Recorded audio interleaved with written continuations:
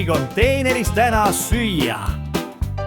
Välja lendavad putsipesu salvrätid ja sain hooldekodu taga pihku lüüa. Sellepärast kõht läks hirmus tühjaks. Mis see tähendab, et pole süüa?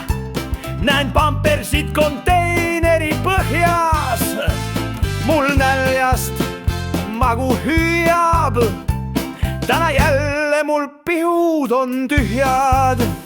Meelde tuli mul on Alzheimer. Olen eksinud konteineriga. Ma polegi kaupluse taga. Sitta tuuakse hooldemajast. Ei ole prügikonteineris täna süüa. Välja lendavad putsipesu salvrätid. Nüüd näen, et toidu ei too poe müüa. Munnipesulappe viskab hooldaja. Jällegi on mul tühjad pihud ja paadi alla tagasi ma liidun.